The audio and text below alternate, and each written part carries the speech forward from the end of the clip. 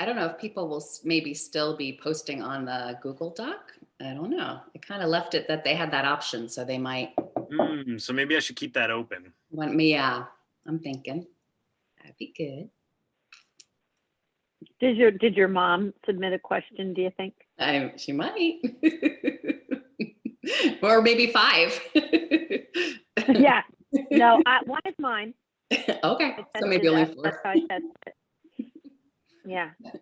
How are you doing, Lynn Curry?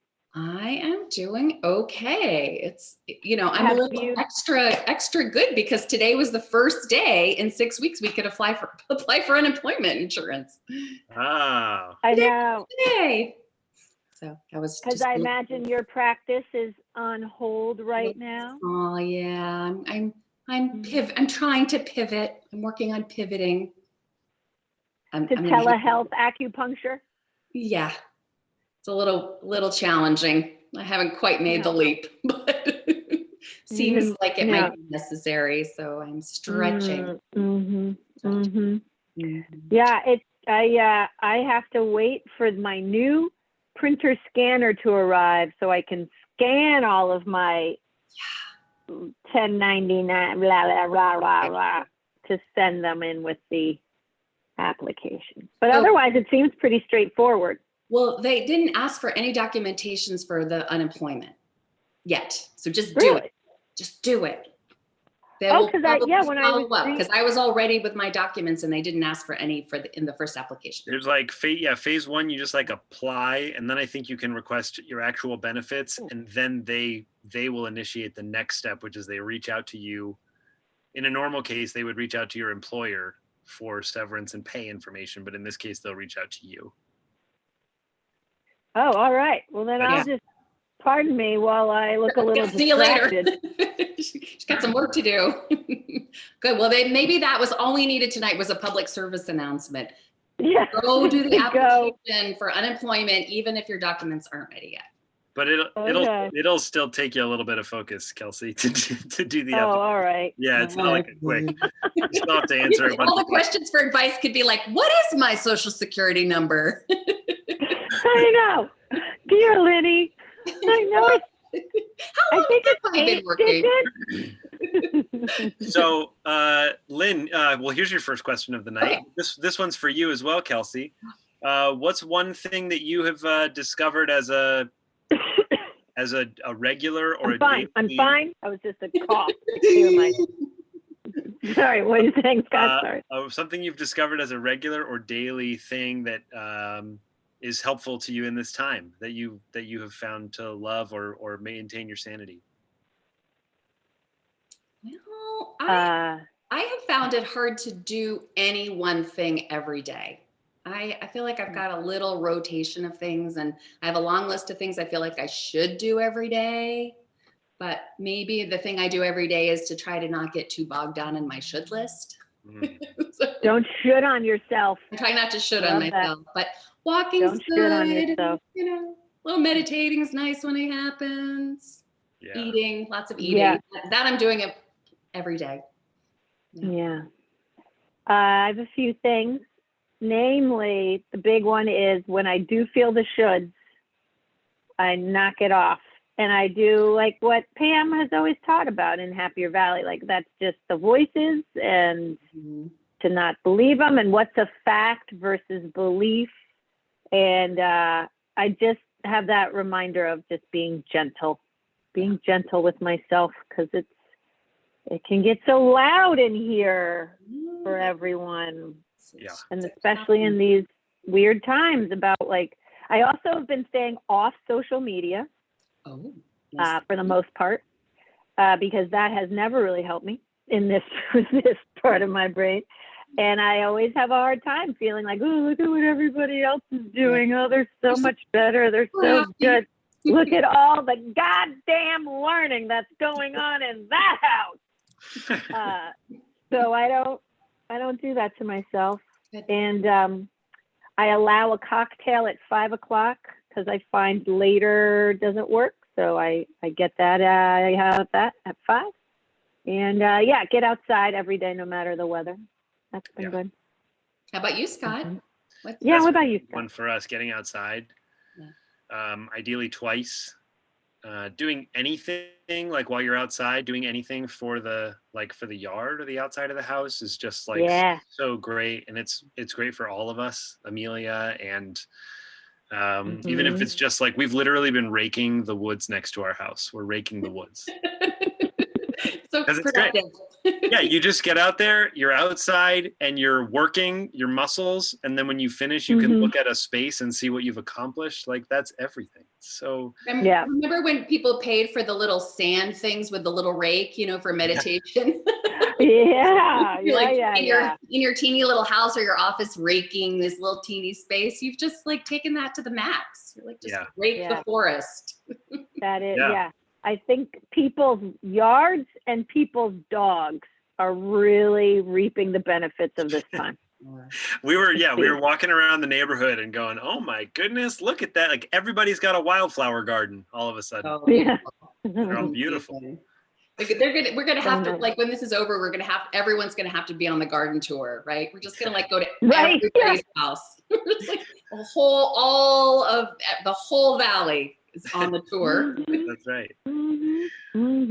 So good. All right. Well, Ask Dear Lynnie, thank you so much for joining us. Thanks for having me. And Kelsey Flynn, thank you for joining us to be Dear Lynnie's handler. Oh, it's my pleasure. Yeah. Well, I'm just I'm the what do you call it? I'm the hopper. Oh, the hopper. Feeding. I got the I'm the hopper. I will be. God no. Well, that would be interesting. A virtual fluffer. That'd be like virtual acupuncture in some way, I guess. Well, let's start with the ones that I shared to you from the form, Kelsey, and then there's a couple others that I think may have been entered in the form since we started, and there's 3 so far that have been put in the chat at YouTube. So we've got a good wonderful. You lucky people who get to have your questions answered by the fabulous Lynnie. Dear Lynnie. Dear Lynnie. Don't you? What's your intro again, Lynnie? Don't you have Dear Lynnie? Don't you have like my little song, right? Your little song. Here, I'm gonna step out of the spotlight so that this can really be you. You're by myself. Oh, okay. I'll do that too. Oh, okay. Thanks for coming, guys. So I still hear you. I'm not here all alone, really. So no. Yeah. Oh, so I've done, this is my 3rd time doing this little stand-up. Tonight it's a sit-down advice column, and I've done it through the Happier Valley Comedy School. And you might wonder, why am I here on this show offering advice? And I've been an acupuncturist for over 20 years, and I'm a mom of a teenager, so chances are pretty good I've seen it, heard it, or done it. So sheer experience lets me answer your wildest questions, and I'll do my best to get to the heart of the matter. So let's bring it on. You ready? Your first question. Here's your first question. Dear Lynnie. Yes. How can I convince my friend she did not have COVID 2 years ago? I think you should just back her up all the way. Just be like, oh my God, you are so precocious. You are the most ahead of your time. You were COVID before COVID was cool. Just go the other way. Instead of trying to convince her she wasn't, just be like, you totally nailed this thing. The rest of us were worrying about it in, February, March, and you 2 years ago, you were all over that action. So that's what I think. I think you should just let her know it's probably true. All right. Dear Lynnie, stuck here in quarantine, should I cut my own hair? Ooh, I love the cutting hair things. I had a friend post this on her Facebook page a couple days ago, and I think go for it. Like, why not?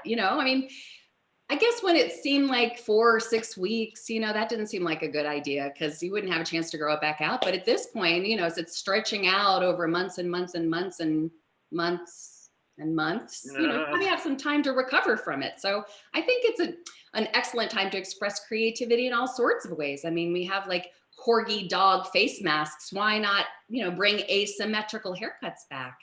And everyone's going to be in the same boat. I'm going to see if I can grow mine all the way down to my ass during this time period. So if you are inclined to cut it and you feel like you just got the wherewithal, I say go for it. I'm super excited to get out of quarantine and see everybody's hair. I think it's gonna be really fabulous. So I'm all for it. That's what I think. Okay, dear Lynnie, how do I stop the resentment that is building toward the people I'm in quarantine with, namely my children? those little people. Well, let's see. That's a tough one because I think the resentment's usually the fallout from probably not having super fabulous boundaries in our situations. So it's a little hard because, you have to work so hard when you're in such proximity to set those boundaries over and over and over and over and over again, unrelentingly. So in normal times, you can, kind of get a little break and like come back fresh and renewed and kind of all, tighten back up so you can like, try again. And so never having the chance to like kind of, shake it off means it just builds over and over and over and over again. So probably, timeouts for yourself are good. Take a little break, get away from it, walk away. So maybe instead of 3 walks a day, 5, get a little bit of time away. But I think, noticing probably the things that are causing resentment are thematic, if I had to guess, like the kinds of things that they're doing or requesting or, getting on your nerves about are probably maybe have a little theme or two going. So maybe it's a good time for some self-reflection on what is so kind of irritating about those things. So, it could be a growth opportunity if you're inclined to look at that, or you can just do lots of super duper extra good self-care so that you can like bring your A game. So it's probably a time to try all those things right now. You have some time to try the different methods. You could try, scientifically try 4 different ways of handling the situation, 1 each day, and see what works better. That's what I think. All right. Dear Lynnie, my son has athlete's foot. I thought that with the quarantine, we would finally get rid of it. No PE at school, treating it at least 3 times a day, barefoot most of the time. But it hasn't gone away yet. Is this worth trying to have a remote doctor's appointment, which would be with a new doctor we haven't met yet? Or should we just keep on with the over-the-counter treatment? That is a good question. So a few things, right? So fungus is hard to treat. And, I'm sure you've already gone round and making sure that you're not kind of re-exposing in your own house, right? Making sure that all your showers and bathrooms are super unfungusy. So I'm going to assume baseline that that's handled.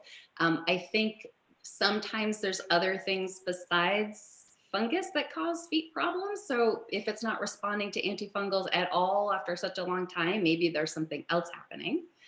So that's a possibility. I don't know if the state of, let's see. Telemedicine is tricky with, somebody new, I think, who doesn't really know your history. It might be worth calling them to ask just to see if there's some other treatment available.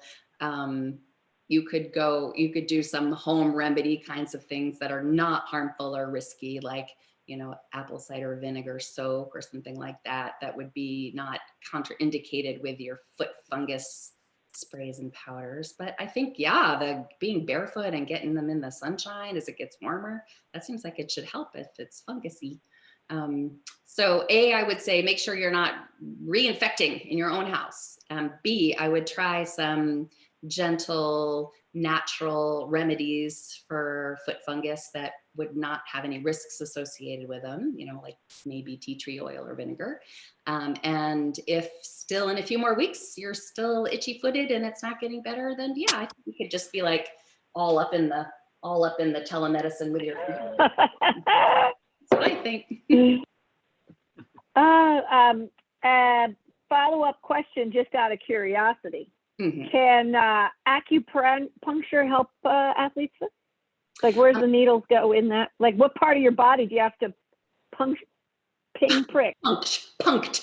I would mostly, I would treat athlete's foot and other fungal infections with herbal medicine. I mean, certainly addressing the underlying situation with acupuncture. Yeah, where's the chi blocked? Where is the it chi depends. blocked? There could be a few different things going on with that. But yeah, if it's recurrent and it's a tendency and it's entrenched, and certainly upgrading the immune system and other aspects of the chi would help. But in terms of getting rid of it, you know, I have an excellent Chinese herbal medicine soak or spray that's great for athlete's foot. So you could also track me down for something like that if you want to. But I would say herbal medicine is typically more effective for things like that. All right. Thank you. That was just following up for a friend. All right. So, dear Lynnie, we did that athletes. Oh, here's this one. Dear Lynnie, what the actual, sincerely, Laura? That was the question. Actual? What the actual question mark? I don't know if that's anything more to you. What the actual question? That's it. Yes. What the actual? That seems very existential, right? Like, what's the meaning of life kind of question. I think we've established that was what, 47 or 42? I can't remember. Wait, 42. No, 42. Yeah, 42 is the answer to 42. life, the universe, and everything. Yeah, right. So I'm gonna. Okay. I think maybe the actual is also 42. That's what I think. Okay, that's what you think. Okay, here we go. Dear Lynnie, should I move to Peru and become a Ayahuasca shaman? Asking for a friend. Well, that's tempting after all this, right? Like, you just get the hell out of here. This is crazy cakes. I would say no. I don't think so. I mean, I think it would be, you know, fun experience to have, but I think to actually go through the hoo-ha to become a shaman in that way, no, I don't think so. I think if that was really your calling, you'd already be there. It'd be done. So I think that's the quarantine talking. Just imagining being anywhere else but here, immersed and maybe a little altered for a really long time would be really lovely. But I don't think it's a good life plan. 420, everybody. 420, get altered. Get altered. Oh, is it 420 today? 420. Oh, that's right. It is. It's true. Oh, thanks for that reminder. Here we are. So maybe today, yes. Yeah. So that's what you think? That's what I think. Okay. Dear Lynnie, how many times should we have to tell the generation below to text their grandmother? Is there an efficient way? Wow, like I think probably we spent so much time trying to get them off their devices and away from texting, and now trying to get them on their devices and texting. Isn't it ironic? It's so crazy. I think it's the same whether it's, I mean, all right, just by way of divulging, like I'm a generally well-trained person, and I'm terrible at writing thank you notes to parents and grandparents, and I always have been. So really, it's the same thing for this generation. Like the texting somehow, some way doesn't make that any easier. I don't really know what that is, but I think it's the same thing. Like it's not that hard to like write a little note or a letter or a sticky note or send a text, but there's something about that that just gets all bogged down. So I don't know. I think maybe you could write one and forward it for them to forward to the grandparents. But I think that the overall message, which is like the right thing to do, is to send a message, to send a text message, to send a thank you note. Is you're just going to have to keep driving that message home, and they're probably not going to do it and resist it. And then they'll grow up and they'll feel bad that they're really, really bad about writing thank you notes, just like the rest of us. That's what I think. All right. Oh, dear Lynnie, can you teach us a little disco Tai Chi? Oh, my friend Laura wants to see disco Tai Chi. That's back from 1995. I don't think I can do it in this little setup that I've got right now. But if anybody wants to know, you know, when you're, you know, combining two passions is always a good idea. If you can merge two things that you love.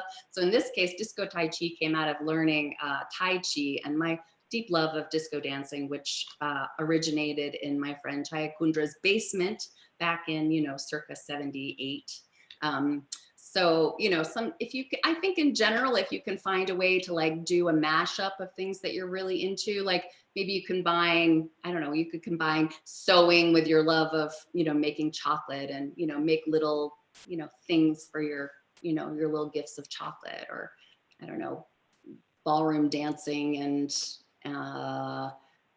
horticulture, like I think, more mashups is better. We've got all this time on our hands. So like thinking about ways we can combine our multiple passions into one lovely offering. That's what I think. All right. Dear Lynnie, what are your thoughts on polygamy and why? Oh, well, it is a hot topic right now, right?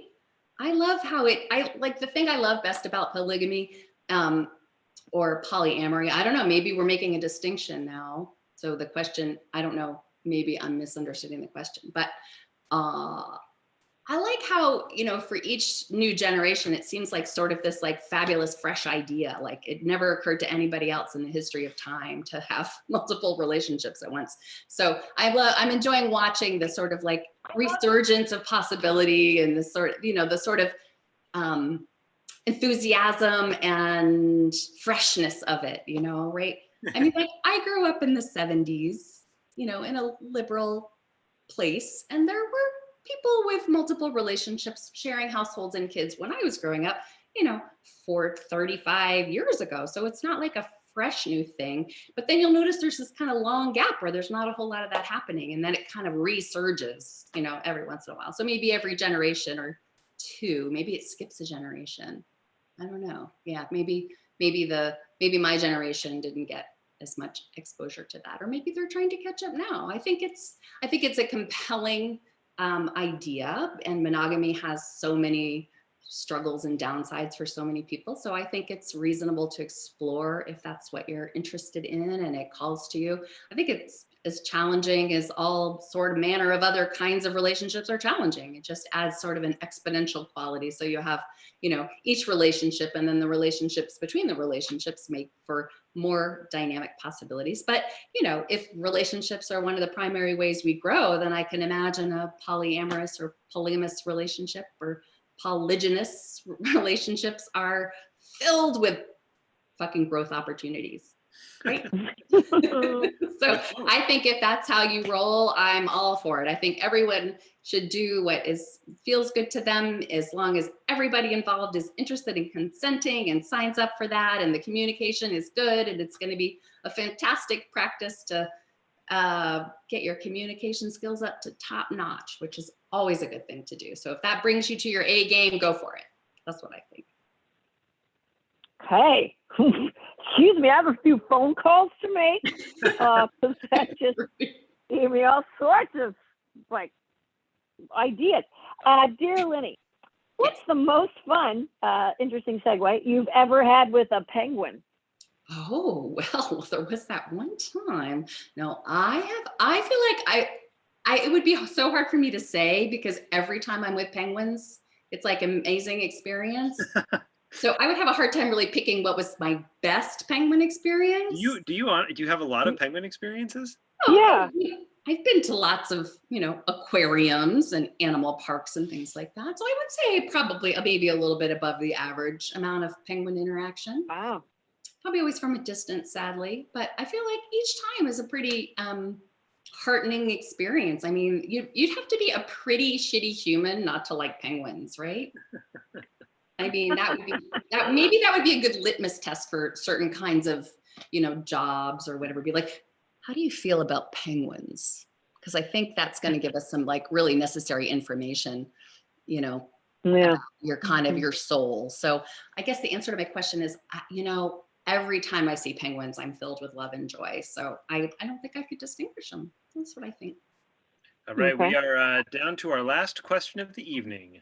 Okay. Yep, this is the last question. Dear Lynnie, need your advice about cheering up our pet snails who are seeming depressed and lethargic during this quarantine time. Oh, yeah, I mean, we're all so deeply impacted by this time. We can't forget the small mollusks, in our thinking and in our, in our prayer circles and in our group meditations. I think, of course, we're considering the cats and dogs that we're seeing incredible amount of, footage of, but the snails, the other creatures that are not always at the top of our lists, I think need our extra care. So maybe they're feeling really left out of all the prayer chains and meditations and group thinking and love sharing, So maybe, maybe if all of us on this call tonight could commit to sending love to the mollusks and the snails and our friends that have shells, as well as to other people that are suffering in the variety of ways. Maybe that will help lift their spirits. And maybe we could all take a communal response to support the snails in our lives and the lives of the people we love. All right. Actually, we do have one more. Do you have one more? There's one more that just came through in the chat that seems like maybe it would be a good one to end on for you, Lynn. 6 feet away seems like the distance you stand at when you are really mad at each other and about to stomp off in opposite directions. Mm-hmm. How can we make social distance walks feel less weird? Oh, yeah, right. Because that vibe, that kind of like we're in the middle of a fight and we're kind of like we were on a walk and we're having a shitty fight and now we're standing 6 feet apart feeling. Yeah, that's a little tricky. I think we're going to find that our internal gauge of that's going to change after all this time, which is going to be really weird when we're all back together again. We're going to be like, oh my God, you're so close. What are you doing there? Right? It's going to be like resetting all that stuff. So weird. Maybe there's some like kind of physical gesture or like thing we could do while we're so far apart that would make it feel like more open and connected, like really like swinging your arms like so big and silly, or, kind of, some way of like moving your hands so that that you look all open and like we're really here and connected. We're having so much fun together, as opposed to looking like you're, with your mask on and you're like not looking at each other. And I love the best part of going on a walk, is when you see anybody and you have this like huge wide berth and you forget for a second that you're allowed to look at people, like that's not contagious, So I find myself just kind of freezing, and then I'm like, oh, it's okay to look. It's all right. It's not contagious through the eyeball juice. It's all, we can still relate.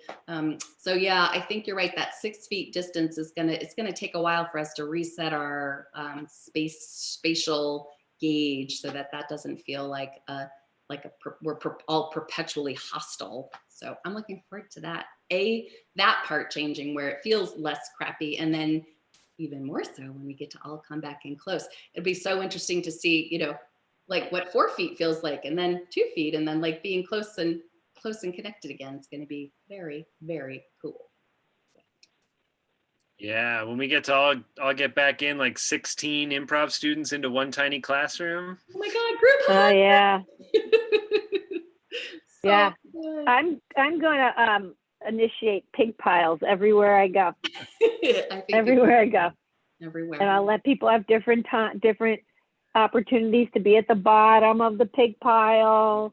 I'm going to initiate a snail pile myself, because I think we need to give our snail friends a little bit more love. That's right. Pile them up on top. That's right. Yeah. It's okay if you have your shell. We're going to get all close anyway. Yeah. Yeah. Well, that was fun. Thanks. And dear Kelsey, thank you so much for being here tonight. Thank you for handling. Fun.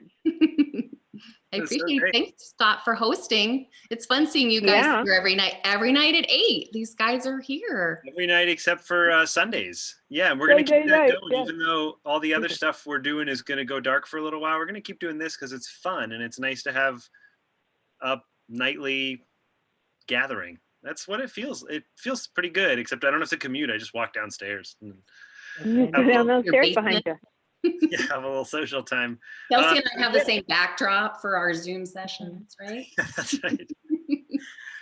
So thank you all for watching. Everybody who's watching live, we'll be back. Like Lynnie said, we're here every night except Sunday. So we'll be back tomorrow night at 8 o'clock, and we'll be improvising some stuff. Pam and I, and maybe just Pam and I, or maybe anybody else will join us. So either way, we'd love to see you there. And I hope you all have a wonderful night and stay healthy and safe. Thank you. And also on Friday, open the Hello You open mic. 7. Oh, yeah. Thank so you, good. Kelsey's that's also going to be live streamed right here on this YouTube channel. So this Friday at 7, before we go live at 8, we'll have a live storytelling stand-up showcase that Kelsey hosts. Yeah. Fun. Yay. Good. All right. Well, thanks everybody. Bye, Fred. Have a good night. Good night. Good night. Thanks for coming.